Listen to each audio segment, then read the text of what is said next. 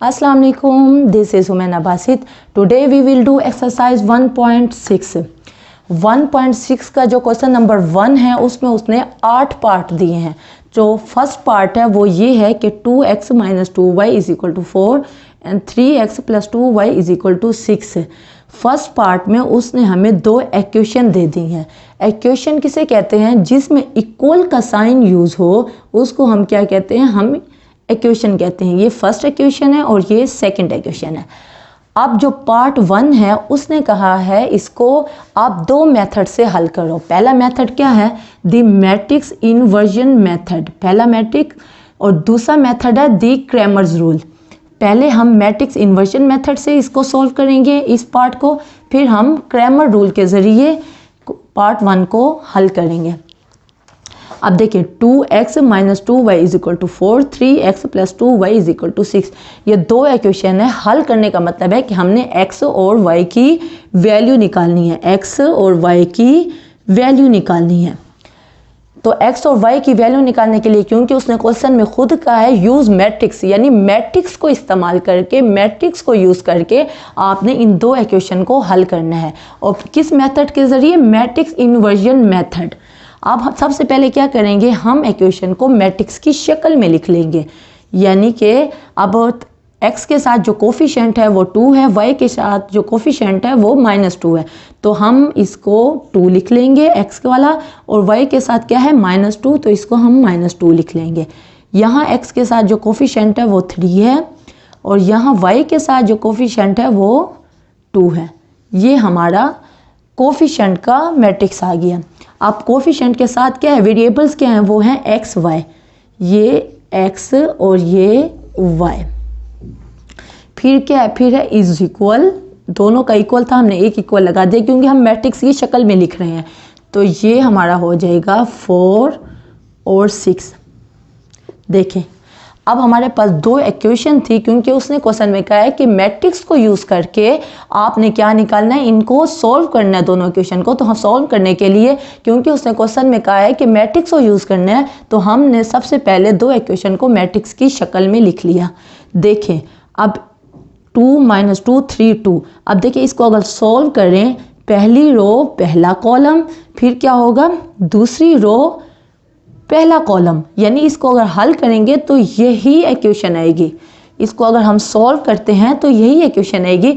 जैसे 5 की जगह पे 3 + 2 हम लिख सकते हैं, इसी तरह ये 2 इक्वेशन थी, इसकी जगह पे हमने इस शक्ल में लिख दिया, मैट्रिक्स की शक्ल में लिख दिया। अगर आप मैट्रिक्स को हल करोगे तब भी यही 2 इक्वेशन आएंगी। यानी कि अगर 3 + 2 लिखा हुआ हो तो हमें पता है कि वो 5 के इक्वल होता है। तो अगर 5 लिखा हुआ हो तो हम अगर 3 + 2 लिख लें तो कोई फ़र्क नहीं पड़ता, क्योंकि हमें पता है कि 3 + 2 = 5 है।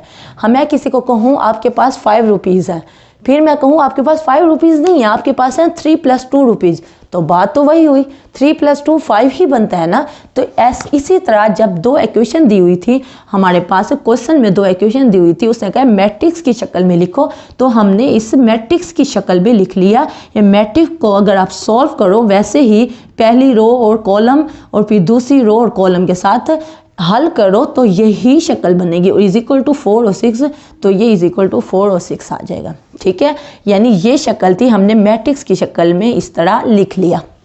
Okay, is that clear?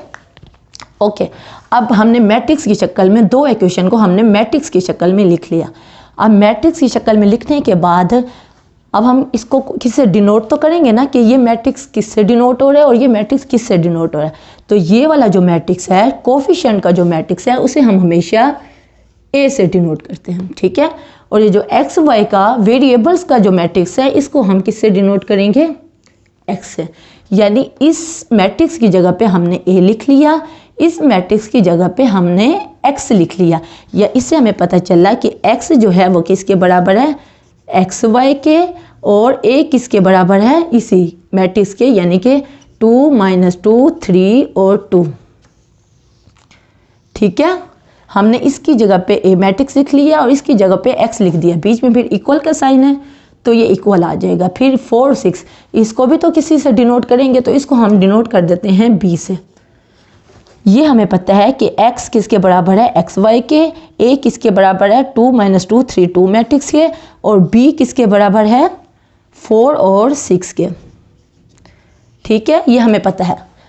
इस हमने जैसे इक्वेशन को मैट्रिक्स की शक्ल में लिखा था, अब मैट्रिक्स को हमने फ़र्ज़ कर लिए कि ये a के बराबर है, ये x के बराबर है और ये b के बराबर है। ठीक है, आपने असल में क्या निकालना है, आपने असल में x और y निकालना है, यानी कि आपने ये निकालना है, x और y निकालना है। ठीक है ना, तो जाहिर बात है जिस चीज़ को निकालना होता है उसको लेफ़्ट साइड पे रहने देते हैं। अब x को यहीं रहने देंगे, a उस तरफ जाएगा, बराबर के उस तरफ जाएगा। a के साथ आपको पता है ये प्लस होता है, 1 होता है, यानी पावर जो है a की 1 है, तो जब वो उधर जाएगा तो a की पावर क्या हो जाएगी -1, यानी कि a का इन्वर्स, और साथ b वैसे का वैसे आ रहा है। ठीक है, अब हमारे पास ये शक्ल आ गई, यानी हमने x निकालना था, हमने ये निकालना था, हमने x निकालना है जो कि एक्स वाई के इक्वल है, हमने x निकालना है। तो x निकालने के लिए a को हम उधर ले गए तो वो a इन्वर्स b बन गया। अब जब हमने x निकालना है तो हमारे पास इसका मतलब है कि a इन्वर्स और b को आपस में मल्टीप्लाई करेंगे, जो आंसर रहेगा वो हमारा x होगा। ठीक है, अब a इन्वर्स b तो हमारे पास है, b क्या है वो है 4 6, b हमारे पास क्या है 4 6, जब हमने अभी फ़र्ज़ किया b हमारे पास है, लेकिन a इन्वर्स हमारे पास नहीं है। हमारे पास a है लेकिन a इन्वर्स नहीं है। तो a इन्वर्स क्या क्या फार्मूला होता है वो हमें पता है कि a इन्वर्स का फार्मूला होता है 1 डिटर्मिनेंट a, साथ क्या आता है एडजॉइंट है। ये बात आपको पता है, आप पीछे एक्सरसाइज पे आप कर चुके हो कि किसी चीज़ का जो इन्वर्स होता है उसका फार्मूला क्या होता है। अब देखें b हमारे पास मौजूद था, b को हमने मल्टीप्लाई करना था a इन्वर्स से, a हमारे पास था लेकिन a इन्वर्स तो नहीं था, तो a इन्वर्स हमें पता है कि वो फार्मूला है कि a इन्वर्स बराबर होता है 1 डिटर्मिनेंट ऑफ a और साथ एडजॉइंट ऑफ a। ठीक है, अब डिटर्मिनेंट ऑफ a वो निकालने का हमें तरीका पता है। डिटर्मिनेंट ऑफ a निकाल लेंगे, हमारे पास a क्या है 2 - 2 2 - 2 3 और 2 2 - 2 3 और 2 जो हमने सपोज किया था कि ये a के इक्वल है। तो जब हम इसका इन्वर्स निकाल रहे हैं तो पहले डिटर्मिनेंट निकालेंगे, तो डिटर्मिनेंट निकालने का यही तरीका है। तो डिटर्मिनेंट निकालेंगे तो क्या होगा, 2 को आप किससे मल्टीप्लाई करोगे 2 के साथ, तो वो क्या हो जाएगा 4। 3 को जब -2 से मल्टीप्लाई करोगे, पहले माइनस बीच में आता है, फिर 3 को जब -2 के साथ मल्टीप्लाई करोगे तो क्या आ जाएगा -6। ये जो माइनस है ये डिटर्मिनेंट में होता है कि जब आप डायगोनल को मल्टीप्लाई करते हो फिर आपको माइनस लगाना पड़ता है, उसके बाद डायगोनल के अलावा एलिमेंट्स को आप मल्टीप्लाई करते हो। तो ये माइनस जो था वो अंडरस्टूड था, और ये जो माइनस आया वो -2 को जब 3 से मल्टीप्लाई किया तो -6 आया। अब minus minus is equal to plus, 4 + 6 is equal to 10। अब ये आपके पास डिटर्मिनेंट आ गया, डिटर्मिनेंट a आ गया। अब आपने एडजॉइंट ऑफ a निकालना है। एडजॉइंट ऑफ a आपको पता है क्या कैसे निकालते हैं, आपके पास ये मैट्रिक्स दिया हुआ है, इसके पहले डायगोनल को इंटरचेंज कर दो, यानी 2 की जगह पे दोनों, यहाँ भी 2 है यहाँ भी 2 है, तो ये वाला 2 इधर आ जाएगा और ये वाला 2 इधर आ जाएगा, यानी कोई फ़र्क नहीं पड़ा। 2 को 2 से हमने इंटरचेंज किया तो जाहिर सी बात है क्या फ़र्क पड़ना था। अब -2 3 इनके हमने क्या करने हैं, साइन तब्दील करने हैं। डायगोनल के अलावा जो एलिमेंट्स होते हैं उनके साइन तब्दील करते हैं। 2 के साथ माइनस है तो ये क्या हो जाएगा, ये +2 हो जाएगा, और 3 के साथ प्लस का साइन है तो यहाँ माइनस हो जाएगा। ठीक है, एडजॉइंट ऑफ a। अब हमारे पास डिटर्मिनेंट ऑफ a भी निकल आया और एडजॉइंट ऑफ a भी निकल आया, तो a इन्वर्स में हम सिंपली पुट कर देंगे। तो a inverse is equal to 1 determinant of a क्या निकला है, वो निकला है 10, और साथ है एडजॉइंट ऑफ a, जो इसकी जगह पे ये मैट्रिक्स लिख लेंगे जो हमने अभी एडजॉइंट ऑफ a निकाला है। ठीक है, ये हमारे पास क्या निकला है, ये हमारे पास a इन्वर्स निकला है। तो हम क्या करते हैं, a इन्वर्स को हम ये जो निकला है 1/10 को अंदर तमाम एलिमेंट्स के साथ मल्टीप्लाई कर देते हैं। 2/10, 2 को जब 1/10 से मल्टीप्लाई करेंगे तो 2/10 बनेगा, यहाँ भी 2/10, यहाँ -3/10, और यहाँ भी 2/10। ठीक है, ये आपका ए इन्वर्स ही अभी चल रहा है। तो ये कटेगा 2, 5, तो यहाँ क्या बनेगा 1/5, यहाँ भी 1/5, यहाँ -3/10 वैसे का वैसे रहेगा, और यहाँ 2 और 10 को काटा तो यहाँ क्या बना 1/5। अब ये आपके पास ए इन्वर्स निकल आया। तो हम देखें कि हमने असल क्या निकालना था, हमने असल निकालना था x। हमारे पास b मौजूद था, a मौजूद नहीं, a इन्वर्स मौजूद नहीं था, तो हमने a इन्वर्स, ये सारा काम जो किया है हमने a इन्वर्स निकालने के लिए किया है। अब a इन्वर्स भी हमारे पास निकल आया। ठीक है, b हमारे पास ऑलरेडी मौजूद है और a इन्वर्स हमने ये सारा खप डाल के हमने a इन्वर्स निकाल लिया। अब a इन्वर्स भी निकल आया और b हमारे पास पहले से मौजूद है, तो हमने निकालना असल क्या है, वो x निकालना है। तो हम इस जगह पे a इन्वर्स और b की वैल्यूज़ पुट कर देंगे। वो क्या था, x = a inverse b। a inverse क्या निकला हमारे पास 1/5 -3/10 और 1/5। x की वैल्यू क्या, a इन्वर्स जो हमने यहाँ निकाला है वो पहले a इन्वर्स की वैल्यू पुट कर दी, और b की वैल्यू हमें पता है, यहाँ हमने सपोज की थी 4, 6, b किसके इक्वल है 4, 6 के, तो यहाँ हम 4, 6 लगा देंगे। ठीक है, अब सिंपली क्या करना है, मल्टीप्लाई करना है। मल्टीप्लाई करने का बहुत ही सिंपल रूल है, पहली रो पहला कॉलम। तो आप क्या करोगे 1/5 को मल्टीप्लाई करोगे, ब्रैकेट का मतलब भी मल्टीप्लाई होता है 6 से, 1/5 को मल्टीप्लाई करोगे 4 से, फिर बीच में क्या आ जाएगा प्लस 1/5 को मल्टीप्लाई करोगे 6 से। ठीक है, क्योंकि दूसरा कॉलम नहीं था तो बस हमने पहली रो को पहले कॉलम के साथ कर दिया और हमारा यहाँ काम ख़त्म हो गया। इस तरह दूसरी रो को फिर पहले कॉलम के साथ करेंगे। -3/10 4, फिर बीच में प्लस 1/5 और 6। क्योंकि दूसरा कॉलम है ही नहीं तो इसलिए दूसरा कॉलम हमने मल्टीप्लाई जाहिर सी बात है नहीं कर सकते। पहली रो पहला कॉलम, दूसरी रो पहला कॉलम, ये हमारा आ गया। अब हमने सिंपली मल्टीप्लाई करना है, ये 4 ऊपर है ये 5 नीचे है, तो यहाँ क्या आ जाएगा 4 1 से मल्टीप्लाई होगा तो 4/5, 6 1 से मल्टीप्लाई होगा तो 6/5, -3 जब 4 से मल्टीप्लाई होगा -12/10 और ये आ जाएगा 6/5। अब देखें बाकी तो सारे नहीं कटते लेकिन ये कटता है, ये दोनों 2 के टेबल पे कटते हैं, ये 2 5 are 10 और 2 6 are 12। तो हमारे पास क्या आ जाएगा 4/5, 6/5, 6/5 और 6/5। ये हमारा आंसर है। अब ये हमारा क्या है, ये हमारा x निकला है, ये हमारा क्या निकला है x। x किसके इक्वल था, x इक्वल था x और y के, x इक्वल था x और y के। तो x की जगह पे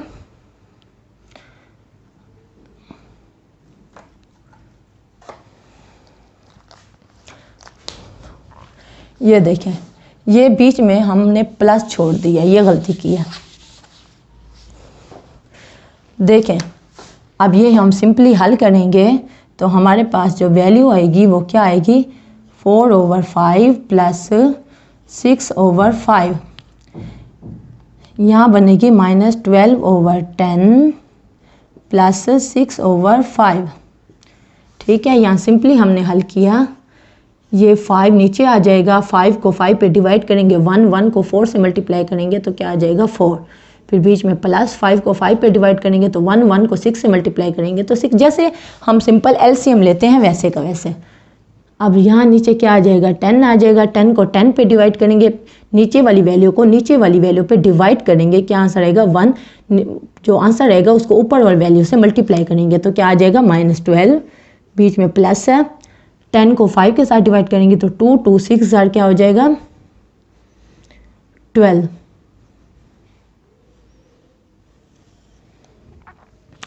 ठीक है, इसको हमने सिंपली हल किया तो ये क्या आया 6 और प्लस 4 10, 10/5 और यहाँ क्या, यहाँ -12 और ये 0 आ गया। तो इसको आगे हल किया तो 10 और 5 कटा तो यहाँ 2 आ गया और यहाँ 0 आ गया। अब देखिए यहाँ क्या था, x था। x किसके बराबर है, x किसके बराबर है, एक्स वाई के बराबर है। तो इसकी जगह पे हम एक्स वाई लिख देंगे। तो हमारे पास आंसर क्या आया, 2 और 0। तो यहाँ से हमें पता चला कि x वैल्यू बराबर है 2 के और y इज इक्वल टू 0।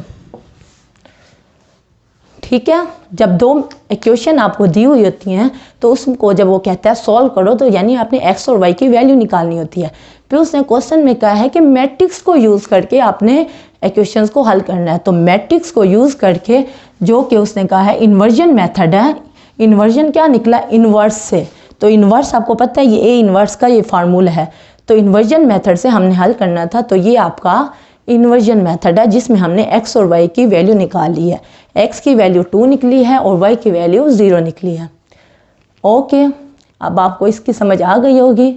अब हम चलते हैं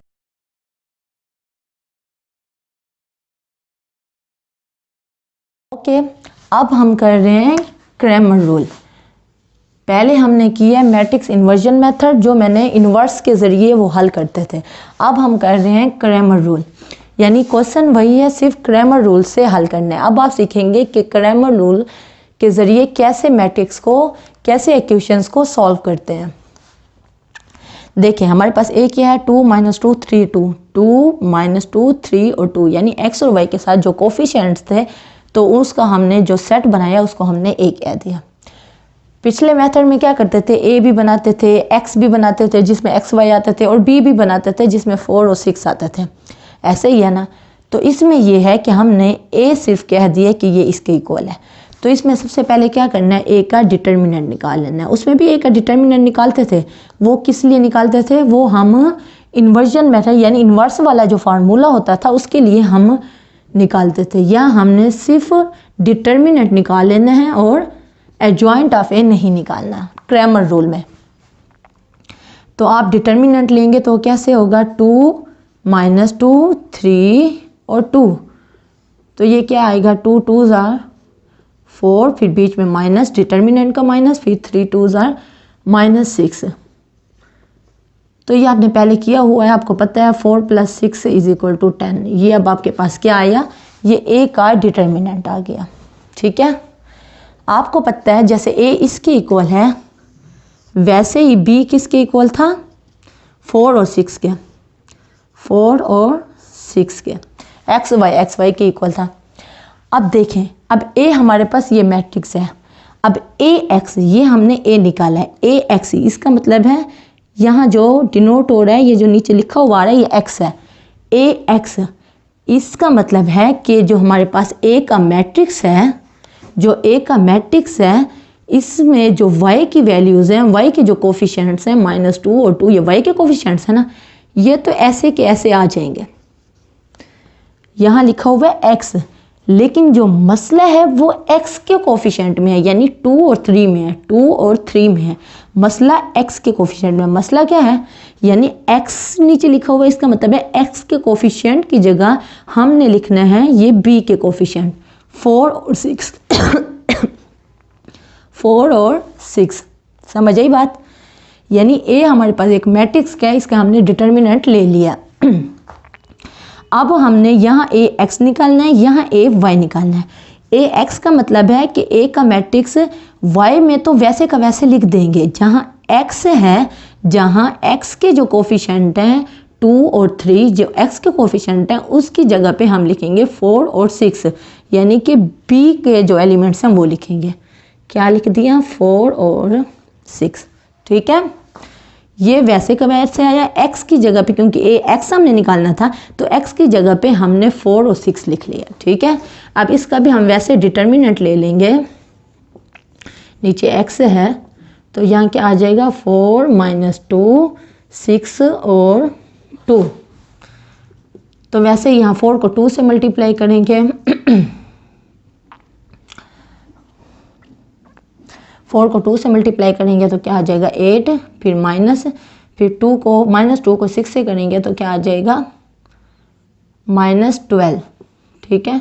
तो ये हो जाएगा 8 + 12, 8 + 12 क्या हो जाएगा 20, ठीक है। ये आपका आया ए एक्स का। अब आपने निकालना है ए वाई। तो जैसे ए एक्स है वैसे का वैसे ए वाई है। यहाँ एक्स के जो कोफिशिएंट थे उसकी जगह पे 4 और 6 लिखा है, यहाँ वाई के जो कोफिशिएंट है उसकी जगह पे 4 और 6 लिखेंगे, ठीक है। ये जो 2 और 3 एक्स के थे वो हमने वैसे का वैसे लिख लिए। अब y के क्या है -2 और 2, -2 और 2, ये y का हम निकाल रहे हैं y के हिसाब से। तो -2 और 2 की जगह पे क्या लिखेंगे 4 और 6, यानी ए एक्स में हमने x के वाले कोफिशिएंट 4 6 से तब्दील कर दिए थे, ए वाई में हमने y के जो कोफिशिएंट थे वो 4 6 से तब्दील कर लिए। इसी तरह यहाँ भी हम क्या निकालेंगे, डिटर्मिनेंट निकालेंगे ए वाई का। हमने ए वाई का डिटर्मिनेंट लिया, वही तरीका 2 4 3 और 6। तो 2 को 6 से मल्टीप्लाई करेंगे 12 माइनस 4 3 ज़र क्या हो जाएगा 12, 12 - 12 यानी कि 0, ठीक है। ये अब हम कर रहे हैं Cramer rule. Matrix inversion method हम कर चुके हैं, क्रैमर रूल कर रहे हैं। क्रैमर रूल में क्या करते हैं, सिंपली आप कोफिशिएंट के जो एक्स और वाई के जो कोफिशिएंट हैं उनका एक मैट्रिक्स बना लेते हैं जो कि ए है, उसका डिटर्मिनेंट ले लेते हैं, ठीक है। फिर ए एक्स का एक मैट्रिक्स बना लेते हैं जिसमें एक्स के जो कोफिशिएंट हैं उसकी जगह पे 4 और 6 ले लेते हैं और उसका भी डिटर्मिनेंट ले लेते हैं। फिर ए वाई का एक मैट्रिक्स बना लेते हैं जिसमें जो वाई के कोफिशिएंट हैं उनकी जगह पे 4 और 6 ले लेते हैं और उसका भी डिटर्मिनेंट ले लेते हैं, ठीक है। अब तीनों के क्या हो गए, डिटर्मिनेंट आ गए। अब सिंपली हमने निकालना है क्या, एक्स और वाई निकालना है। एक्स किसके इक्वल है, एक्स इक्वल है determinant of A x over A के, और वाई इक्वल है determinant A y over determinant of A के। बहुत सिंपल है, क्रैमर रूल बहुत सिंपल है, बहुत आसान है।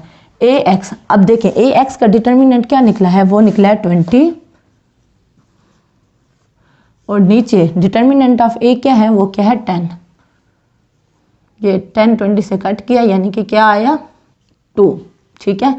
इसी तरह ए वाई हमारे पास क्या निकला है, वो निकला है 0, और डिटर्मिनेंट ऑफ ए क्या निकला है, वो है 10। जब न्यूमरेटर में 0 तो पूरी की पूरी वैल्यू 0 हो जाती है जो कि वाई के इक्वल है।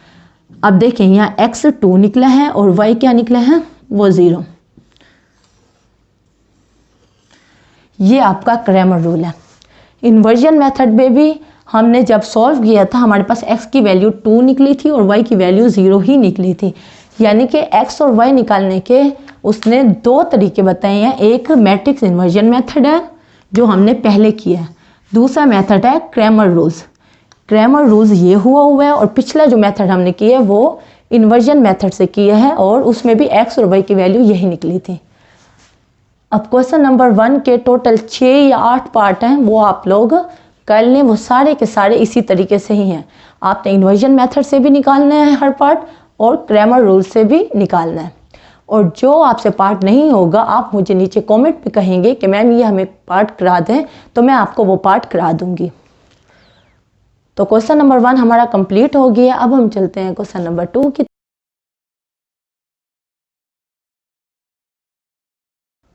ओके, अब हम कर रहे हैं क्वेश्चन नंबर 2।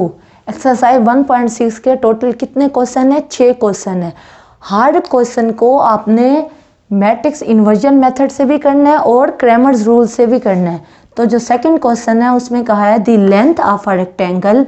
रेक्टेंगल क्या होती है, ये आपकी रेक्टेंगल होती है, ये आपकी रेक्टेंगल होती है जिसमें लेंथ और विड्थ इक्वल नहीं होते, और जो स्क्वायर होती है वो डब्बा होता है जिसमें तमाम साइड्स इक्वल होते हैं। The length of a rectangle, यानी कि ये जो लेंथ है ये भी लेंथ है और ये भी लेंथ है और ये विड्थ है, ये भी विड्थ है, ठीक है ना। The length of a rectangle, rectangle की जो लेंथ है इज 4 टाइम्स इट्स विड्थ, यानी कि इसका मतलब हुआ कि मतलब है अगर आपके पास ये विड्थ है तो 4 गुना ज़्यादा इसकी लेंथ है, यानी कि 1 गुना 2 गुना 3 गुना 4 गुना मिसाल के तौर पे। और ये आपकी विड्थ हो गई 1 गुना 2 गुना 3 गुना और ये 4 गुना। इस शक्ल में आपकी लेंथ होगी जिसमें रेक्टेंगल जो है उसमें जो विड्थ है उससे 4 गुना बड़ी होगी उसकी लेंथ। ठीक है, इज दैट क्लियर? यानी कि उसने क्वेश्चन में कहा है the length of a rectangle, एक रेक्टेंगल है, रेक्टेंगल का हमें पता है जिसमें लेंथ और विड्थ इक्वल नहीं होते। रेक्टेंगल की जो लेंथ है, एक रेक्टेंगल की जो लेंथ है, ये लेंथ है, रेक्टेंगल की जो लेंथ है इज 4 टाइम्स, यानी 4 टाइम्स का मतलब होता है 4 मल्टीप्लाई हो रहा है, यानी कि 4 गुना ज़्यादा है, 4 गुना ज़्यादा है। 4 टाइम्स इट्स विड्थ, यानी जो विड्थ है उससे 4 गुना ज़्यादा है इसकी लेंथ। ठीक है, ये बात क्लियर हो गई। आगे है the parameter of the rectangle. चलें छोड़ें, हमें अभी यहाँ तक करते हैं, यहाँ तक हम करते हैं the length of rectangle is 4 times it's width. हमने सपोज कर लिया, अब सोल्यूशन में हम लिख रहे हैं कि जो विड्थ है वो हमने सपोज कर लिया वो x सेंटीमीटर है, ये cm का मतलब है सेंटीमीटर, ये कोई मसला नहीं है। यानी हमने सपोज कर लिया जो विड्थ है वो कितनी है, वो x है। ठीक है, और फिर लेंथ क्या होगी, जाहिर सी बात है लेंथ क्या होगी, लेंथ 4 गुना ज़्यादा है, यानी कि 4 मल्टीप्लाई हो रहा है, तो लेंथ क्या होगी, वो होगी 4x। ठीक है, हमने विड्थ को x कह दिया और लेंथ को y कह दिया। विड्थ किसको डिनोट कर रहा है, x को, और लेंथ डिनोट कर रहा है y को। तो लेंथ विड्थ हमारी x हो गई, लेंथ हमारी y हो गई। और y किसके बराबर है, उसने क्वेश्चन में कहा है जो y है वो, यानी कि जो लेंथ है वो क्या है, 4 टाइम्स इट्स विड्थ, यानी विड्थ से, यानी x से 4 गुना ज़्यादा है। तो इसका मतलब है कि y क्या होगा, y 4x के इक्वल होगा। विड्थ हमारी x है और लेंथ हमारी 4 गुना है, तो इसलिए y हमारे पास क्या हो जाएगा, क्योंकि y किसको डिनोट कर रहा है, लेंथ को, y किसको डिनोट कर रहा है, लेंथ को, और x डिनोट कर रहा है विड्थ को। अगर विड्थ हमारी x है यानी कि 1x है, तो हमारी जो लेंथ है y वो किसके इक्वल होगी, वो 4x के इक्वल होगी। ठीक है, यहाँ तक हो गया। अब y is equal to 4x, 4x जब इधर आएगा, इसके साथ प्लस का साइन है, ये बराबर का साइन है, बराबर के साइन के जब इधर आएंगे तो ये क्या हो जाएगा, 4x के साथ प्लस का साइन है, यहाँ माइनस हो जाएगा, इज इक्वल टू, और यहाँ क्या बचेगा, यहाँ 0 बचेगा। इसको हमने 1 का नाम दे दिया। ये जो इतना लंबा क्वेश्चन लिखा हुआ है जो मैं आपको समझा रही हूँ, ये सारा कुछ किस लिए है, ये सारा कुछ 2 इक्वेशन बनाने के लिए है। जैसे हमने पीछे किया, एक क्रैमर रूल से किया है और एक इन्वर्जन मेथड से किया है। तो उसमें क्या होता था, उसमें 2 हमारे पास इक्वेशन होती थी, उनको हमने इन्वर्जन मेथड से भी हल किया और क्रैमर रूल से भी हल किया, तो हमारे पास x और y की वैल्यू आ गई। तो ये सारी जो कहानी है, ये सारी कहानी 2 इक्वेशन बनाने के लिए है। The length of a rectangle, rectangle की जो लेंथ है वो इज 4 टाइम्स इट्स विड्थ। तो यानी कि हमारे पास ये इक्वेशन बन गई y is equal to 4x। तो 4x को जब इधर लेके आएंगे तो क्या बनेगा, y minus 4x is equal to 0। ये हमारे पास क्या हो जाएगा, ये 1 करना। इसको अगर हम मज़ीद सिंप्लीफाई करें, यानी हमेशा x पहले आता है और y बाद में आता है, तो हम कहेंगे माइनस 4x और plus y is equal to 0। हम इसको 1 का नाम दे देते हैं आपकी आसानी के लिए, कि क्योंकि हमने जो पीछे 2 इक्वेशन देखी थी, जो पिछले हमने क्वेश्चन में किया, उसमें x के जो कोफिशिएंट थे, यानी x पहले लिखा हुआ था, y बाद में लिखा हुआ था, इसलिए यहाँ 4x बाद में, x बाद में लिखा हुआ था, मैंने इसको पहले लिख दिया, वो माइनस 4x हो गया, और y के साथ कोई साइन नहीं है तो वो प्लस का साइन आ गया, plus y is equal to 0। ठीक है, हमने क्वेश्चन यहाँ तक पढ़ा था, तो हमारे पास एक इक्वेशन आ गई।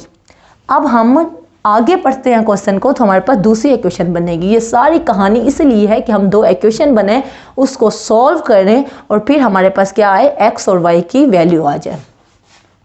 अब आगे की कहानी क्या है, the parameter of the rectangle, यानी रेक्टेंगल की जो पैरामीटर होता है, पैरामीटर का हमें फार्मूला, अब अगर आपको याद है तो अच्छी बात है, अगर नहीं याद तो आप याद कर लो कि पैरामीटर उसने कहा है the parameter of the rectangle is 150 cm। यानी कि उसने क्वेश्चन में हमें बता दिया है कि पैरामीटर क्या है, वो है 150 cm, 150 cm। यानी क्वेश्चन में उसने कहा है कि 150 cm में पैरामीटर। अब पैरामीटर का हम दिमाग पे जोर डालेंगे कि पैरामीटर का एक फार्मूला भी तो है। हाँ, पैरामीटर का एक फार्मूला है, वो है 2x प्लस y, यानी पैरामीटर का फार्मूला है 2x प्लस वाई। ये किसके इक्वल होता है? ये होता है पैरामीटर के। पैरामीटर उसने सिंपल हमें बता दिया कि वो 150 है, लेकिन हमें पता है कि पैरामीटर रेक्टेंगल का जो पैरामीटर का फार्मूला है वो क्या है? 2x plus Y. तो जब पैरामीटर 150 के बराबर है और पैरामीटर ही 2x प्लस वाई के बराबर है, तो इसका मतलब है कि 2x प्लस वाई 150 के भी तो इक्वल होगा। अब देखें, इसकी मिसाल हम ऐसे लेते हैं कि अगर 3 बच्चे हैं तो हम कहें कि इस बच्चे की जो एज है वो दूसरे बच्चे की एज के इक्वल है। यानी हम 3 बच्चों का नाम ले लेते हैं कि उसैद, सुवैद और अब्दुल्ला। हम कहें कि उसैद की जो उम्र है वो सुवैद की उम्र के बराबर है। ठीक है, ये बात समझ आ गई। फिर मैं कहूँ कि सुवैद की जो उम्र है वो अब्दुल्ला की उम्र के बराबर है, तो सिंपली आपको क्या पता चलेगा? आपको सिंपली ये पता चलेगा कि 3 बच्चे हैं, तीनों की उम्र आपस में इक्वल है। अगर उसैद वैदी के इक्वल है, उसैद सुवैद के इक्वल है और सुवैद अब्दुल्ला के इक्वल है, तो आप कहोगे कि उसैद अब्दुल्ला के इक्वल है। ऐसे ही है ना? तो हमने कहा कि क्वेश्चन में उसने दिया कि पैरामीटर 150 सेंटीमीटर है। ठीक है, फिर हमें पैरामीटर का ये फार्मूला पता है कि रेक्टेंगल का जो पैरामीटर होता है वो किसके इक्वल होता है? 2x प्लस वाई के। अब जब पैरामीटर 2x प्लस वाई के इक्वल है, ये हमें पता है, ये फार्मूला है, रेक्टेंगल का पैरामीटर 2x प्लस वाई के इक्वल है। और फिर उसने क्वेश्चन में कहा है कि पैरामीटर 150 के इक्वल है, तो पैरामीटर इसके भी इक्वल है, पैरामीटर इसके भी इक्वल है। यानी कि उसैद अब्दुल्ला के भी इक्वल है, उसैद सुवैद के भी इक्वल है, तो अब्दुल्ला और सुवैद भी तो इक्वल होंगे। ठीक है, तो इसका मतलब है 2x प्लस वाई 150 के भी तो इक्वल होगा। ठीक है ना, यहाँ तक बात हो गई। अब 2x प्लस वाई से क्या हो रहा है? मल्टीप्लाई हो रहा है, तो बराबर के उस तरफ जाके क्या हो जाएगा? वो डिवाइड हो जाएगा। तो हम क्या लिखेंगे? x plus y is equal to 150/2, यानी डिवाइड हो गया। तो x प्लस वाई की हमारे पास वैल्यू आ जाएगी जो कि है 75, और हम इसको 2 का नाम दे देंगे।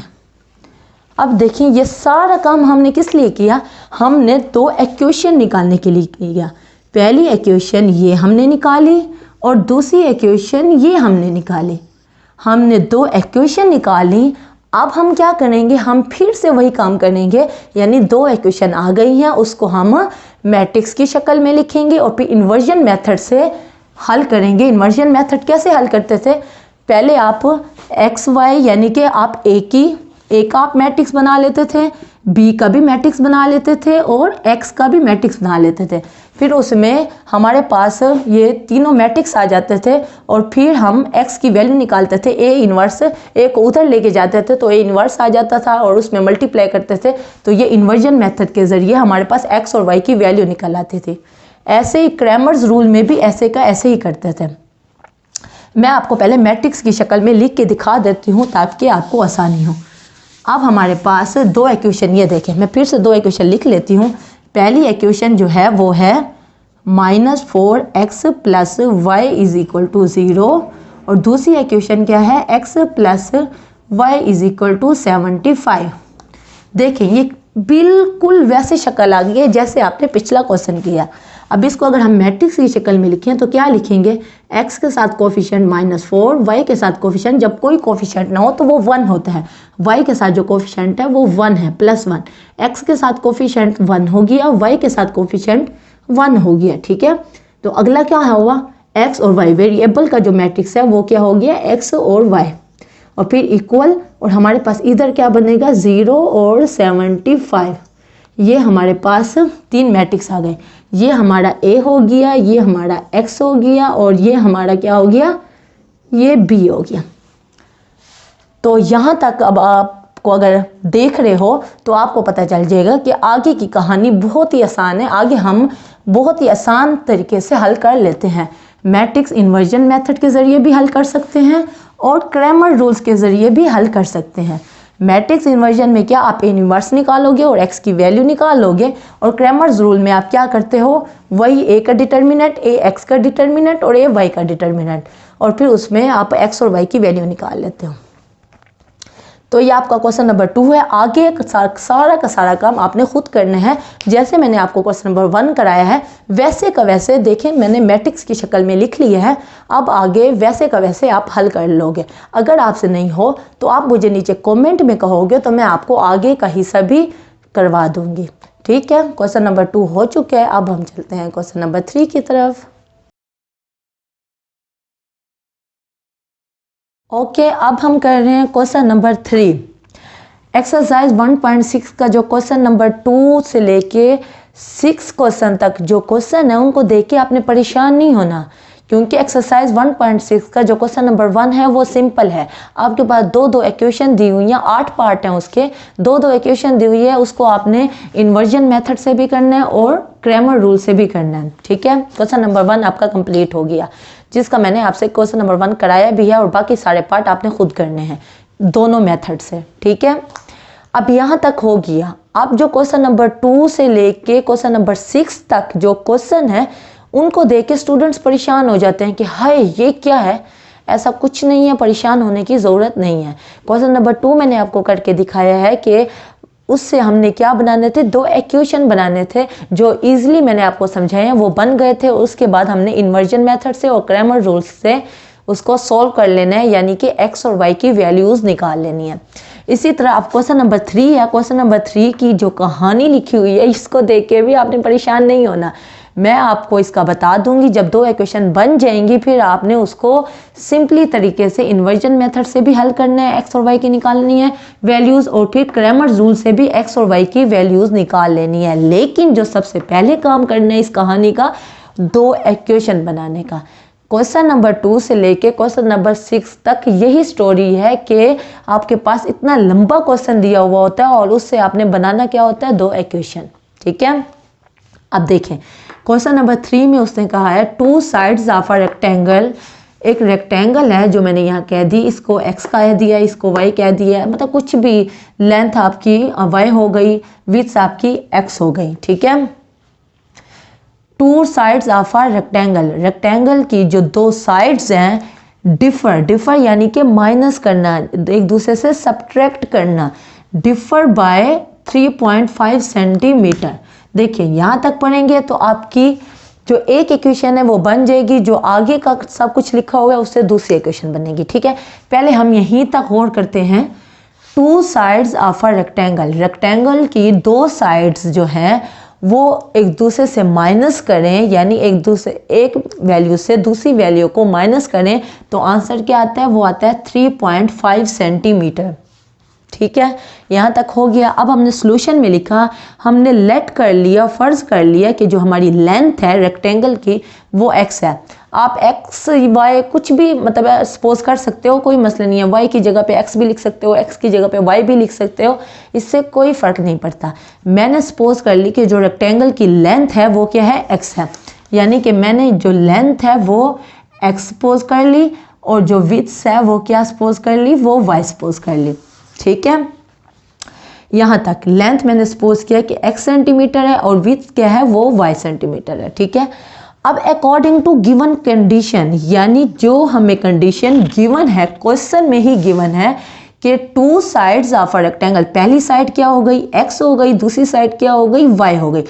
रेक्टेंगल की जो 2 साइड्स हैं ये दोनों रेक्टेंगल की साइड्स हैं। रेक्टेंगल की 2 जो साइड्स हैं उनको माइनस करो तो वो क्या आता है, 3.5 सेंटीमीटर। ठीक है, तो इसका मतलब है अकॉर्डिंग टू गिवन कंडीशन, जो हमें कंडीशन यहाँ से लेके यहाँ तक गिवन है तो उससे हमें पता चला कि x में से y को अगर डिफर करो, माइनस करो, सब्ट्रैक्ट करो तो हमारे पास आंसर क्या आता है, 3.5 सेंटीमीटर, जो उसने क्वेश्चन में दे दी है।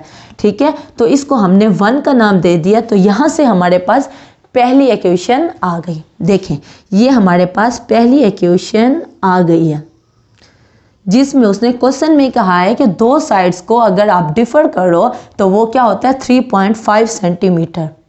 ठीक है, यहाँ तक हमारे पास पहली इक्वेशन आ गई। अब हम जाते हैं दूसरी इक्वेशन की तरफ। दूसरी इक्वेशन कैसे निकालनी है, अब आगे पढ़ते हैं। फाइंड दी डायमेंशंस, ये एक्स वाई इनको डायमेंशंस कहते हैं रेक्टेंगल के। Find the dimensions of the rectangle, जाहिर सी बात है डायमेंशंस ही निकालने हैं ना, हमने एक्स और वाई निकालने हैं। हमें पता है जब दो इक्वेशन दी होती थी तब भी हमने एक्स और वाई निकालना था, ऐसे ही ना। तो अब ये रेक्टेंगल की बात कर रही है तो जाहिर सी बात है इसको हमने एक्स सपोज किया, इसको वाई सपोज किया, तो हमने डायमेंशंस ही निकालने हैं, ठीक है। Dimension of the rectangle, rectangle की हमने डायमेंशन फाइंड आउट करने हैं। इफ अगर इट्स पैरामीटर इज 67 सेंटीमीटर, अब क्या बात हो गई, अब बात हो गई पैरामीटर की, जो कि है 67 सेंटीमीटर। सेंटीमीटर सीएम को देख के आपने परेशान नहीं होना, तो आखिर में जो जवाब आएगा उसके साथ भी आपने सीएम लिख देना है, ठीक है। अब देखें यहाँ तक हमारा हो गया था, ये हमारी फर्स्ट इक्वेशन आ गई थी। अब उसने कहा है कि पैरामीटर जो है वो क्वेश्चन में उसने दिया है कि पैरामीटर हमारे पास 67 सेंटीमीटर है, ठीक है, ये भी हो गया। लेकिन हमें पता है कि जो पैरामीटर का जो फार्मूला होता है वो क्या होता है, 2 इंटू एक्स प्लस वाई। ये हमारे पास पैरामीटर का फार्मूला है रेक्टेंगल का। हर शक्ल का कोई ना कोई पैरामीटर का फार्मूला होता है, तो हमारे पास जो रेक्टेंगल का फार्मूला है वो ये है कि पैरामीटर इक्वल होता है 2 इंटू एक्स प्लस वाई। अब उसने क्वेश्चन में कहा है कि पैरामीटर 67 सेंटीमीटर है, तो अब हम क्या करेंगे, 2 इंटू एक्स प्लस वाई वैसे रहने देंगे और पैरामीटर की जगह पे हम क्या लिख देंगे, 67। जाहिर सी बात है। अब हमने क्या किया, 2x प्लस वाई को वैसे रहने दिया, ये बाद में लिखा हुआ था इसको पहले लिख दिया, इससे कोई फर्क नहीं पड़ता। 3 + 2 भी इज इक्वल टू 5 होते हैं, अगर 5 पहले लिख दें तो 3 + 2 हो तो वो भी दोनों, ये दोनों इक्वल ही हैं, इससे कोई फ़र्क नहीं पड़ता। तरतीब जब हम आगे पीछे कर लेते हैं तो इससे कोई फ़र्क नहीं पड़ता। यहाँ 2 इंटू एक्स प्लस वाई बाद में लिखा हुआ था, इधर पहले लिख लिया, इससे कोई फ़र्क नहीं पड़ता, ठीक है। 2 इंटू एक्स प्लस वाई मैंने कहा किसके इक्वल है, पैरामीटर के। पैरामीटर किसके इक्वल है, क्वेश्चन में उसने कहा है कि वो 67 सेंटीमीटर के इक्वल है। ये हमारे पास फार्मूला, हमें पता था कि पैरामीटर रेक्टेंगल का जो पैरामीटर होता है वो 2 इंटू एक्स प्लस वाई होता है, ठीक है, ये हमारा पैरामीटर है। अब 2 इंटू एक्स प्लस वाई किसके इक्वल है, पैरामीटर के। अब पैरामीटर किसके इक्वल है, वो हमें क्वेश्चन में गिवन है 67, तो पैरामीटर की जगह पे हम 67 पुट कर देंगे और 2 इंटू एक्स प्लस वाई वैसे ही रहने देंगे, ठीक है। 2 इंटू एक्स प्लस वाई वैसे ही रहने दिया और इक्वल टू 67 सेंटीमीटर हो गया। अब यहाँ तक होगी। अब 2 क्या हो रहा है, 2 इस ब्रैकेट के साथ क्या हो रहा है, वो मल्टीप्लाई हो रहा है। ब्रैकेट का मतलब ही यही होता है कि मल्टीप्लाई, तो 2 ये बराबर के इस तरफ मल्टीप्लाई हो रहा है, तो बराबर के उस तरफ जाके क्या हो जाएगा, डिवाइड हो जाएगा। अब x प्लस वाई वैसे ही रहने दिया, 2 यहाँ मल्टीप्लाई हो रहा था, वो उधर जाके क्या हो गया, डिवाइड हो गया। 67 को जब 2 पे डिवाइड किया तो हमारे पास आंसर क्या आया, 33.5, जिसको हमने 2 का नाम दे दिया, यानी कि आपके पास दूसरी इक्वेशन आ गई। यानी जो फाइंड से हमने शुरू किया और यहाँ तक ख़त्म किया, तो इससे हमारे पास दूसरी इक्वेशन है। यहाँ से लेके यहाँ तक हमारे पास पहली इक्वेशन है, फिर यहाँ से लेके यहाँ तक हमारे पास दूसरी इक्वेशन है। और हमारा मकसद भी यही था कि हमारे पास 2 इक्वेशन आ जाए ताकि उसको हम इन्वर्जन मेथड से भी हल करें और क्रैमर रूल से भी हल करें, ठीक है। अब हमारे पास 2 इक्वेशन आ गई, तो मैंने क्या किया, मैंने इसको फिर से दोनों इक्वेशन को लिख लिया आपकी आसानी के लिए। x minus y is equal to 3.5 equation 1 से, और इक्वेशन ये 2 से x plus y is equal to 33.5। ये हमारे पास दोनों इक्वेशन आ गई, ठीक है। मैंने आसानी के लिए फिर से लिख लिए हैं ताकि आपको क्लियर हो जाए। जो क्वेश्चन नंबर 1 में आपने सारे क्वेश्चन किए हैं तो वो कैसे किए हैं, आपके पास ऐसे ही शक्ल में 2 इक्वेशन दी होती थी और आपको इन्वर्जन मेथड से और क्रैमर रूल से आपने हल करना था, ऐसे ही है ना। तो अब हमारे पास ये शक्ल आ गई। मैंने आपकी मज़ीद आसानी के लिए इसको मैट्रिक्स की शक्ल में भी लिख लिया। कैसे, इसके साथ क्या है, जब कोई कोफिशिएंट ना हो तो वो 1 कोफिशिएंट होता है, तो x के साथ कोफिशिएंट 1 है, इसी तरह y के साथ कोफिशिएंट -1, यहाँ x के साथ कोफिशिएंट 1 और y के साथ कोफिशिएंट 1, ठीक है। उसके बाद जो हमारा वेरिएबल का मैट्रिक्स होता है वो क्या होता है, x और y, वो ये आ गया। उसके बाद हमारे पास जो b है वो है 3.5 और ये है 33.5, ठीक है। अब मैंने इसको इन 2 इक्वेशन को मैट्रिक्स की शक्ल में लिख लिया जैसे क्वेश्चन नंबर 1 में हमने किया है, ठीक है। जब हमारे पास ये आ गया तो ये हमारा a हो गया, ये हमारा x हो गया और ये हमारा b हो गया। अब मुझे लगता है आपके लिए बहुत आसान हो गया होगा। आपको क्वेश्चन नंबर 1 जो जैसे आपने किया, अब आपको इसकी शक्ल देख के लग रहा होगा कि अब ये क्वेश्चन नंबर 1 जैसी शक्ल हो गई है। अब हम आराम से इन्वर्जन मेथड से एक्स और वाई की वैल्यू भी निकाल सकते हैं और क्रैमर रूल से भी एक्स और वाई की वैल्यूज निकाल सकते हैं।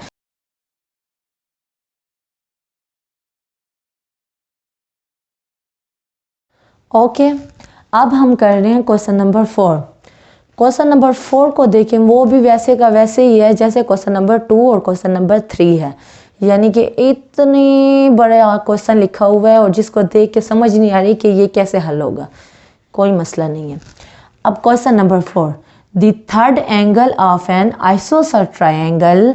आइसोसेल ट्रायंगल देखें, third angle of an isosceles triangle. अब ये बात समझने की है, आइसोसेल ट्रायंगल क्या होती है?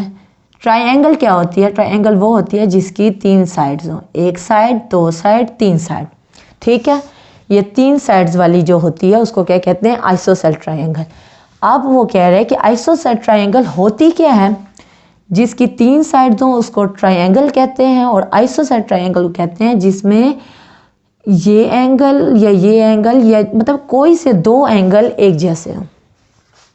आइसोसेल ट्रायंगल वो ट्रायंगल होती है जिसमें 2 एंगल जो होते हैं वो सेम होते हैं, और जो एक अकेला एंगल होता है, तीसरा एंगल होता है, वो मुख्तलिफ होता है। ठीक है, अब आइसोसेल ट्रायंगल का जो तीसरा एंगल है, यानी जो वो एंगल जो उन 2 से मुख्तलिफ है, 2 एंगल तो एक जैसे हैं, जो तीसरा एंगल है, थर्ड एंगल आइसोसेल ट्रायंगल का जो तीसरा एंगल है वो क्या है? Is 16 less than the sum of the 2 equal angles. देखें, यहां तक हमारी बात खत्म हो रही है। 2 इक्वल एंगल्स, 2 इक्वल एंगल्स कौन से हैं? वो वाले ट्रायंगल के 3 एंगल हैं।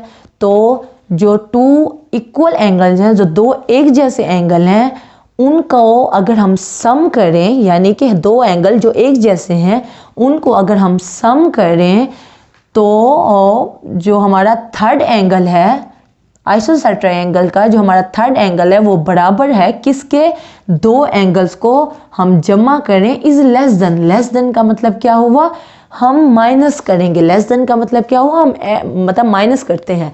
अगर ग्रेटर देन की बात हो रही होती है तब हम ऐड करते हैं। ठीक है, यहाँ लेस देन की बात हो रही है तो इसका मतलब है हमने माइनस करना है, हमने माइनस करना है। मैं आपको नीचे कराती हूँ, फिर आपको क्लियर हो जाएगा। देखिए, हमने सपोज कर लिया कि फर्स्ट एंगल जो है वो हमारे पास x है।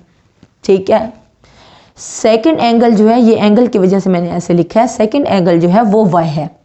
लेकिन हमें पता है कि आइसोसेल ट्रायंगल में 2 एंगल एक जैसे होते हैं, तो इसका मतलब है y और x क्या है? बराबर हैं, क्योंकि उसने हमें कहा है कि आइसोसेल ट्रायंगल है, तो आइसोसेल ट्रायंगल में 2 एंगल जो होते हैं वो बराबर होते हैं। y और x क्या हो गए? बराबर हो गए। ठीक है, उसके बाद जो थर्ड एंगल है वो हमने सपोज कर लिया कि वो z के इक्वल है, यानी जो 2 पहले एंगल थे वो सेम है और जो तीसरा एंगल है वो z के इक्वल है, ये हमने सपोज कर लिया। अब देखें, according to given condition, given condition क्या थी? Third angle of an isosceles triangle is, third angle क्या है हमारे पास? z। थर्ड एंगल क्या है? z। z is equal to, is less than the sum of the 2 equal angles, यानी कि एक्स जेड किसके इक्वल होगा? x plus x. आप कहेंगे अब यहाँ x, यहाँ y क्यों नहीं लिखा है, यहाँ x क्यों लिखा है? हमें पता है कि आइसोसेल ट्रायंगल में दोनों एंगल बराबर होते हैं, तो मैंने क्या किया? मैंने y की जगह पे भी x लिख दिया। ये जो x है ये हमारा फर्स्ट एंगल है, ये जो दूसरा x है वो मैंने y की जगह पे लिखा है, क्योंकि y और x क्या है? बराबर है। y x के इक्वल है, तो y की जगह पे मैंने x लिख दिया है। ठीक है, यही बात है इसमें समझने के लिए। यानी जो थर्ड एंगल है आइसोसेल ट्रायंगल का, जो थर्ड एंगल है वो है less than the sum of the 2 equal angle. 2 equal angle कौन से थे? x और y 2 इक्वल एंगल थे। x की जगह पे तो मैंने x लिखा और दूसरे y की जगह पे भी मैंने x लिख दिया, क्योंकि 2 इक्वल एंगल थे। उनको जमा करके sum of the 2 equal angles, 2 angles को जमा करके इज क्या था, इज 16 लेस देन दी, यानी कि दो एंगल्स को अगर आप जमा करोगे और उनमें से 16 एंगल्स को माइनस करोगे तो वो किसके इक्वल होगा, वो थर्ड एंगल के इक्वल आएगा। मैं फिर से बता देती हूँ कि according to given condition, question में उसने हमें कहा है कि जो थर्ड एंगल है यानी कि z, फर्स्ट एंगल x हो गया, सेकंड एंगल y हो गया जो कि x के इक्वल है। आइसोसेल ट्रायंगल है इसलिए x और y इक्वल है, तो y की जगह पे हमने क्या कह दिया कि x, y is equal to x, और थर्ड एंगल हमारे पास z है। The third angle of an isosceles triangle is less than, कम है, the sum of the two equal angles, दो इक्वल एंगल के सम से कम जो है वो क्या है, वो हमारे पास थर्ड एंगल है। यानी थर्ड एंगल किसके इक्वल होगा, दो इक्वल एंगल के सम में से लेस करो 16 को तो वो हमारा थर्ड एंगल बनता है। ये बात क्लियर हो गई। दो इक्वल एंगल्स को, यहाँ ये x जो है वो y की जगह पे मैंने लिखा हुआ है क्योंकि दोनों एंगल इक्वल हैं, तो दो इक्वल एंगल्स को अगर आप सम करो तो उसमें से लेस देन करो 16 तो वो किसके इक्वल आता है, थर्ड एंगल के। तो ये हमारी इक्वेशन बन गई। अब इसको मज़ीद सॉल्व कर लेते हैं। z की जगह पे z आ गया, 1x प्लस 1x, यहाँ कोफिशिएंट कुछ ना हो तो 1 होता है, 1x plus 1x 2x minus 16 degree से परेशानी होनी है, ऐसे ही डिग्री आती रहेगी एंड तक। तो z is equal to 2x minus 16। अब 2x इधर था, 2x के साथ प्लस का साइन है, तो z को अगर उधर लेके जाए, यहाँ प्लस है तो z उधर जाएगा तो माइनस z हो जाएगा। 16 के साथ माइनस का साइन है, ये जब बराबर के इस तरफ आएगा तो प्लस 16 आ जाएगा। 16 को इधर लेके आए हैं और z को उधर लेके गए हैं, ठीक है। अब देखें 16 is equal to 2x minus z, तो हमने इसको इस तरतीब में लिख लिया, यानी 5 इज इक्वल टू 3 प्लस 2 लिखा हुआ था, हमने लिख दिया 3 प्लस 2 इज इक्वल टू 5, कोई फ़र्क नहीं पड़ता। 2x माइनस z बाद में लिखा हुआ था, इक्वल टू 16 था, हमने 2x माइनस z पहले लिख लिया, इज इक्वल टू 16 कर दिया, ठीक है, इसमें कोई मसला नहीं है। इसको हमने 1 का नाम दे दिया। ये हमारी पहली इक्वेशन आ गई। दूसरी इक्वेशन क्या है, find 3 angles of the triangle. अब देखें, हमें पता है कि जो आइसोसेल ट्रायंगल होती है उनका जो सम होता है, उनके एंगल्स का जो सम होता है वो 180 डिग्री के इक्वल होता है। ये हमें पता है कि आइसोसेल ट्रायंगल के एंगल्स को अगर हम ऐड करें तो वो 180 डिग्री होता है। तो पहला एंगल क्या था, x, दूसरा एंगल क्या था, y, तीसरा एंगल क्या था, z, और वो किसके इक्वल है, 180 डिग्री के इक्वल है। y की जगह पे हम फिर x लिख लेंगे क्योंकि दोनों एंगल्स बराबर हैं, तो y की जगह पे मैंने x लिख दिया। अब आप कहोगे क्यों, हम x की जगह पे भी तो y लिख सकते थे, बिल्कुल लिख सकते थे, कोई मसला नहीं है। तो आप पीछे भी y की जगह पे क्या लिख दो, x लिख दो, या हमने y की जगह पे x लिख दिया, आप x की जगह पे y लिख दो, तो पीछे भी x की जगह पे y लिख दो, कोई फ़र्क नहीं पड़ता क्योंकि x और y बराबर हैं, दोनों एंगल्स इक्वल हैं, ठीक है। तो x प्लस y था, y की जगह पे हमने x लिख दिया, x प्लस x तो क्या हो जाएगा 2x plus z is equal to 180। ये हमारी क्या हो गई, दूसरी इक्वेशन हो गई। ये जो हमारे पास इतना मुश्किल क्वेश्चन लिखा हुआ था उससे हमने 2 इक्वेशन बनानी थी, तो पहली इक्वेशन हमारे पास ये बन गई और दूसरी इक्वेशन हमारे पास ये बन गई। अब 2 इक्वेशन आ गई हैं, 2 इक्वेशन को हल करने का वही तरीका जैसे क्वेश्चन नंबर 1 में मैंने कराया। तो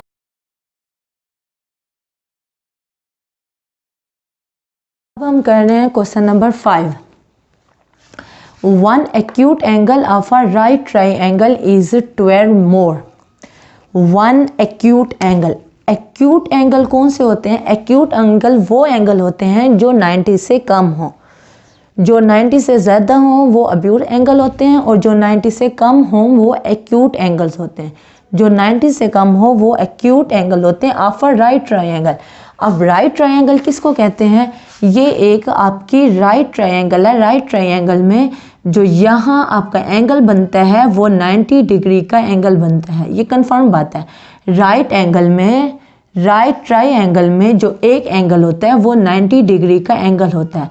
तो जाहिर सी बात है 3 एंगल्स को आप ऐड करते हो तो 180 होता है, तो एक एंगल 90 का हो जाएगा, तो जाहिर सी बात है बाकी 2 एंगल 90 से कम ही होंगे ना।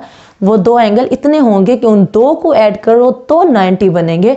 तो जाहिर सी बात है ये दो एंगल्स क्या हो गए, ये दो एंगल एक्यूट एंगल हो गए और ये 90 का एंगल हो गया राइट ट्रायंगल की वजह से। यहाँ जो इस लाइन का इस लाइन पे जो एंगल बन रहा है वो 90 का एंगल है, परपेंडिकुलर है, तो परपेंडिकुलर का जो एंगल होता है वो 90 डिग्री का एंगल होता है। ये 90 डिग्री का और ये दोनों आपके एक्यूट एंगल्स हो गए, ठीक है। One acute angle of a right triangle is 12 more than twice of, twice का मतलब क्या है, 2 मल्टीप्लाई होगा, twice the other acute angle. दो एक्यूट एंगल हैं, ये एक्यूट एंगल है और ये हमारा 90 डिग्री का एंगल है। Find the acute angle of the right triangle. Right triangle यानी जिसमें 90 डिग्री का एक एंगल होगा, एक एंगल 90 डिग्री का होगा, बाकी दो एंगल 90 डिग्री से कम होंगे। अब हमने लेट कर लिया, ये हमारा सोल्यूशन है, यहाँ से ये हमने लेट कर लिया जो एक्यूट एंगल्स हैं वो क्या है, एक्स और वाई, यानी एक्स और वाई, या एक यहाँ एंगल है एक यहाँ एंगल है, ये वो दो एक्यूट एंगल हैं जो 90 से कम है। सारी सी बात है एक्यूट एंगल होते ही 90 से कम है, तो एक्स और वाई को हमने सपोज कर लिया कि वो एक्यूट एंगल्स हैं। अब अकॉर्डिंग टू गिवन कंडीशन, अब गिवन कंडीशन क्या है, वो थी कि वन एक्यूट एंगल, दो एक्यूट एंगल हैं जो कि है एक्स और वाई, ये हमने सपोज कर लिया एक्स और वाई हमारे पास दो एक्यूट एंगल है। व्हाट वन एक्यूट एंगल यानी कि x of a right triangle, जो कि राइट ट्रायंगल का जो वन एक्यूट एंगल है यानी कि x इज 12 मोर, यानी कि मतलब 12 डिग्री मोर है, 12 डिग्री ज़्यादा है, किससे, किससे, twice of the other acute angle, यानी कि एक जो एंगल है वो उसमें 12 डिग्री ज़्यादा है दूसरे एक्यूट एंगल के ट्वाइस से, यानी x और y हमारे दो एक्यूट एंगल हो गए।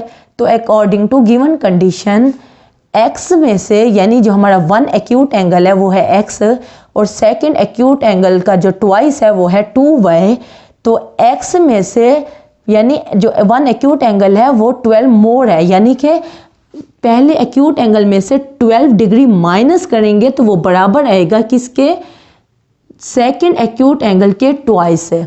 बात समझ आई। x हमारा एक एक्यूट एंगल है और y हमारा दूसरा एक्यूट एंगल है, ट्वाइस है तो इसका मतलब है वो 2y होगा, ठीक है।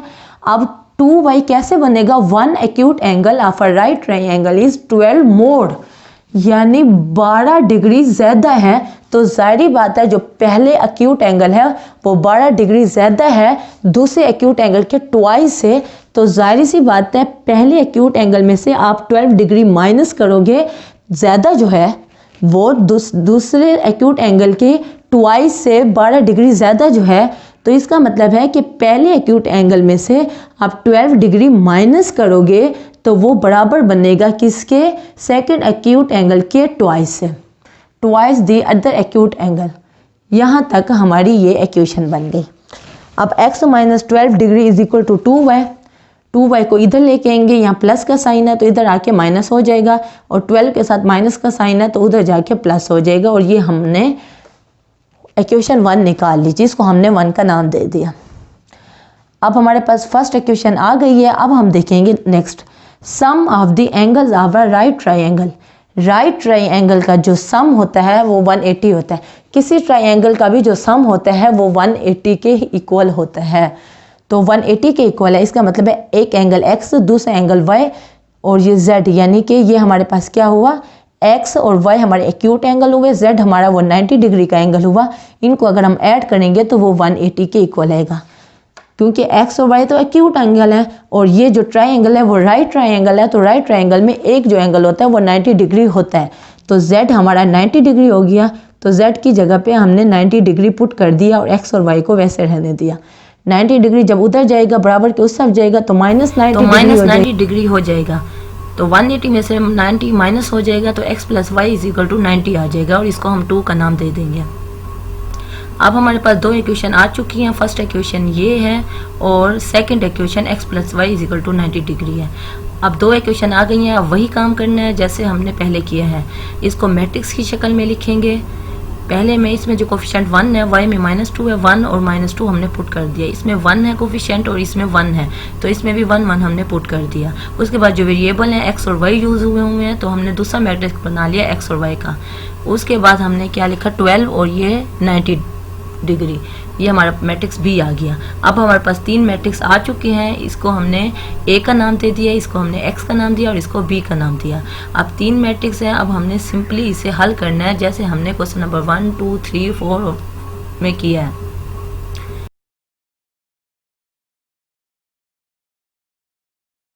ओके, अब हम कर रहे हैं क्वेश्चन नंबर 6, एक्सरसाइज 1.6 का क्वेश्चन नंबर 6 यानी कि लास्ट क्वेश्चन। सबसे पहले हम क्वेश्चन को समझते हैं, फिर उसके बाद आंसर की तरफ आते हैं। जो क्वेश्चन है वो है 2 cars that are 600 kilometre apart are moving toward each other.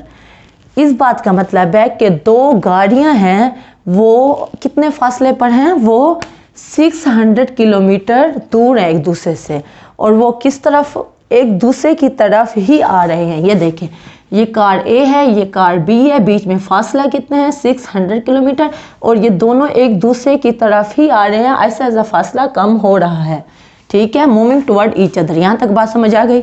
There speeds differ by 6 kilometre per our.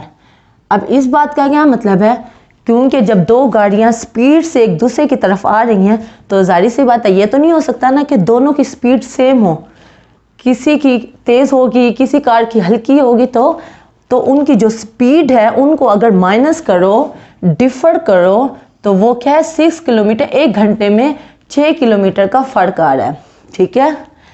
And the cars are, अब आगे क्या बात है, यहाँ तक हमारी एक इक्वेशन बन जाएगी।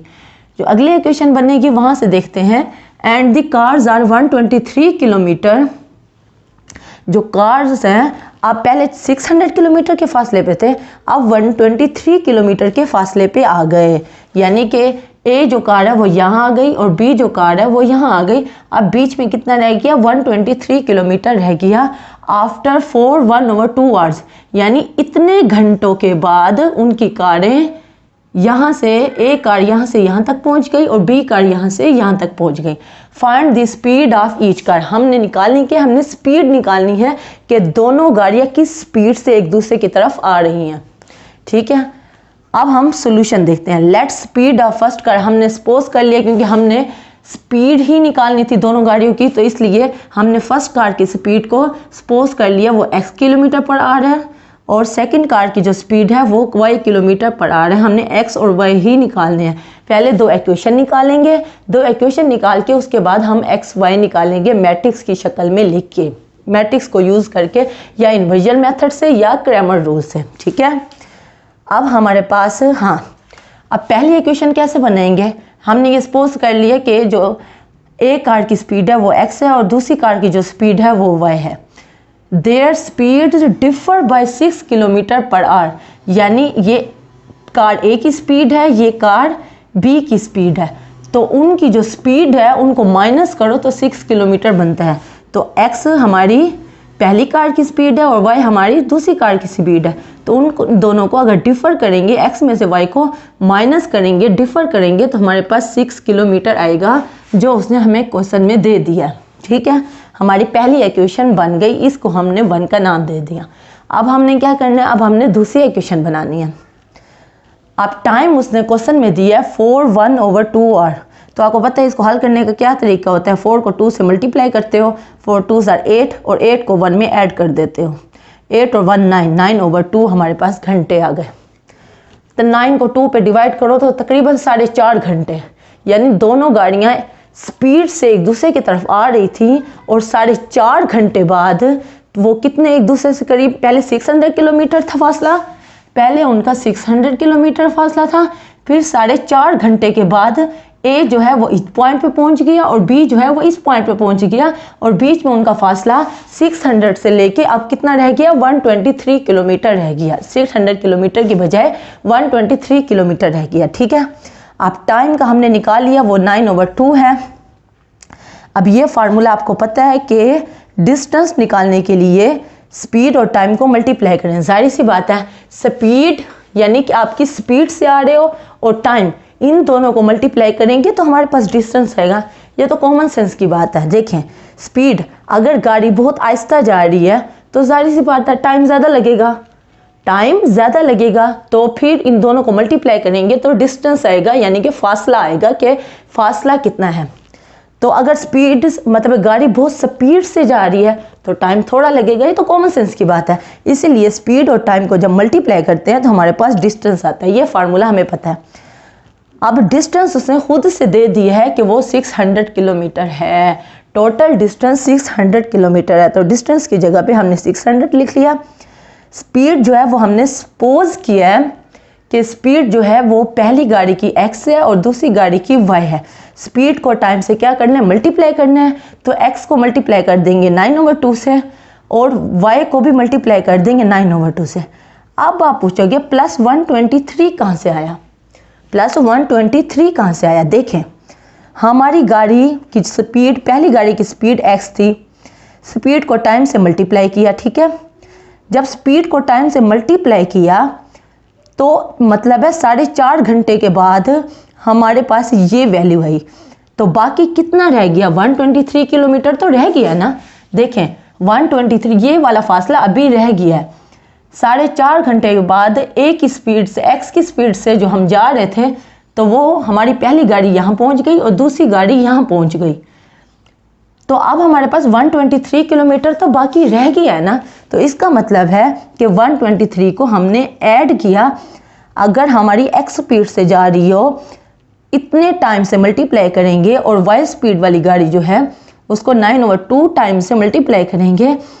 मल्टीप्लाई करने के बाद बाकी 123 किलोमीटर रह गया है, तो उसको भी हम अगर ऐड करें तो हमारे पास डिस्टेंस कितना कवर होता है, वो 600 किलोमीटर तो कवर होता है। मैं फिर से आपको ये बात बता देती हूँ। देखें ये हमें फार्मूला पता है, स्पीड और टाइम को मल्टीप्लाई किया, स्पीड x को भी मल्टीप्लाई किया टाइम से और स्पीड y को भी मल्टीप्लाई किया टाइम से। इन दोनों को मल्टीप्लाई किया, डिस्टेंस की जगह पे 600 लिखा, इन दोनों को मल्टीप्लाई कर दिया। 9/2 घंटे में हमारे पास जो स्पीड है वो आ जाएगी, 9/2 घंटे में हमारे पास y स्पीड की वैल्यू भी आ जाएगी। लेकिन अभी 123 किलोमीटर रह गए हैं, तो 123 किलोमीटर को ऐड करेंगे इन दोनों में तो हमारा टोटल 600 किलोमीटर ही बचेगा। 600 किलोमीटर में 123 भी ऐड है और ये जो स्पीड और टाइम को मल्टीप्लाई किया वो भी हमारे पास आएगा।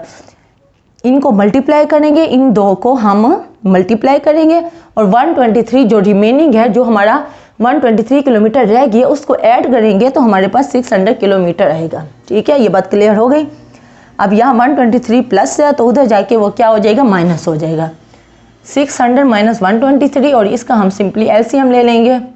अब देखें टोटल 600 था तो उसमें से 123 रह गया तो उसको माइनस करेंगे तो यानी कि 447 हमारे पास वो डिस्टेंस है जो ए और बी ने कवर कर लिया।